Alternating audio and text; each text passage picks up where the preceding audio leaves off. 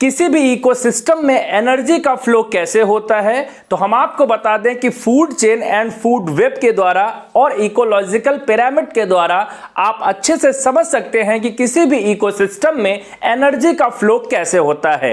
आज के वीडियो में हम आपसे बात करेंगे food chain and food web को समझने के साथ उनके बीच में क्या डिफरेंसेस हैं। चलिए वीडियो को शुरू करते हैं और चैनल पे अगर आप नए हैं तो चैनल को सब्सक्राइब करके बेल आइकॉन को जरूर प्रेस करिएगा। हम ऐसे ही इंपॉर्टेंट टॉपिक्स के वीडियोस रोजाना आपके लिए लेकर के आते रहते हैं। फूड चेन क्या होता है?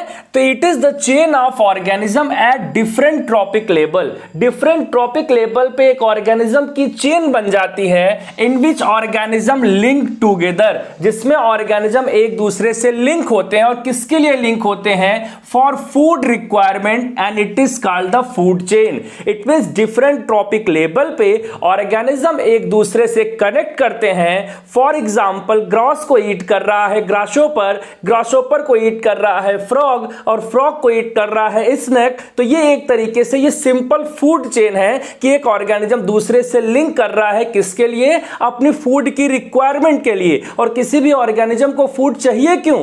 एनर्जी की रिक्वायरमेंट को पूरा करने के लिए। तो इस तरीके से ये जो सिंगल पाथवे आप देख रहे हैं, it is called the food chain. वहीं हम लोग फूड वेब की अगर बात करें तो food web is the interconnection of various food chain. ढेर सारे फूड चेन का इंटरकनेक्शन, इंटरलिंक हो जाते हैं जब in an ecosystem, the interconnection of many food chain called the food web. और इस तरीके से एक फूड वेब बनता है। यह भी क्या है कि एनर्जी का ही, फूड की रिक्वायरमेंट के लिए ही ऑर्गेनिज्म क्या करते हैं, एक दूसरे से लिंक कर जाते हैं। फॉर एग्जांपल ग्रास को ईट कर रहा है ग्रासोपर, और ग्रासोपर को फ्रॉग ईट कर रहा है। तो ऐसा इंश्योर नहीं हो सकता है कि ग्रासोपर को फ्रॉग ही ईट करेगा। हो सकता है ग्रासोपर को कोई और ईट करे। फ्रॉग को स्नेक ईट कर रहा है तो फ्रॉग को स्नेक ईट कर रहा है, ये तो सही है। लेकिन हो सकता है स्नेक को और भी कोई ईट करे, फ्रॉग को कोई ईट करे। तो ये जो फूड वेब्स हैं, इट मींस जो फूड चेन्स है वो आपस में जब लिंक कर जाते हैं, इंटरकनेक्ट कर जाते हैं, तो उस तरीके से फूड वेब का फॉर्मेशन होता है। यहां पे अगर हम लोग फूड चेन की बात करें, it is a single pathway. ये एक सिंगल पाथवे होता है, सिंपल फूड चेन है।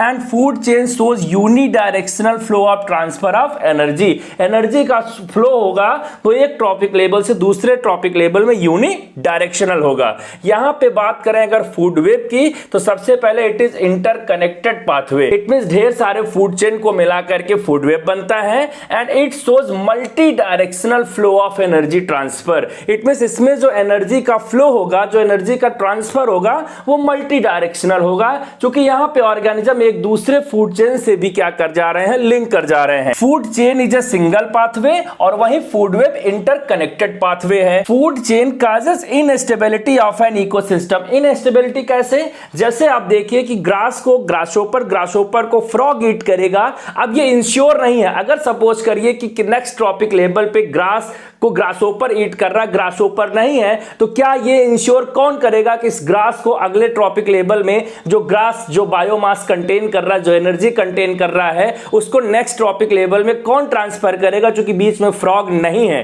तो इसलिए ये जो food chain, simple food chain है, ये इनस्टेबिलिटी इकोसिस्टम में लाता है। लेकिन अगर फूड वेब है तो हो सकता है कि फ्रॉग उसको ट्रांसफर कर रहा था नेक्स्ट ट्रॉपिक लेवल में, लेकिन हो सकता है कोई और ट्रांसफर कर दे। तो फूड वेब क्या होता है? स्टेबिलिटी लाता है। किसमें? इकोसिस्टम में। Food chain consist of 4 to 6 trophic level. It means जो फूड चेन है वो 4 से 6 ट्रॉपिक लेवल, इससे ज्यादा ट्रॉपिक लेवल ये कंसिस्ट नहीं करता है।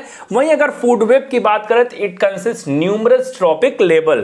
And food chain do not improve the adaptability and competitiveness of an organism. It means ये इंप्रूव नहीं करता है क्या? एडॉप्टिबिलिटी को और कॉम्पिटिटिवनेस को। लेकिन यहीं अगर फूड वेब की बात करें, जब ढेर सारे फूड चेन आपस में लिंक करेंगे तो क्या होगा? इंप्रूव द एडॉप्टिबिलिटी, ऑर्गेनिज्म के एडॉप्ट करने की एबिलिटी बढ़ेगी। And the competitiveness of an organism में कंपटीशन बढ़ेगा, और जिससे क्या होगा? उनके एडॉप्ट करने की इन्वायरमेंट में बेटर एडॉप्टेबिलिटी की कंडीशन उनको मिलेगी। Food chain and food web को लेकर के दो बातें और ध्यान रखिएगा। एक क्वेश्चन आता है कि food chain and food web से आपने क्या समझा।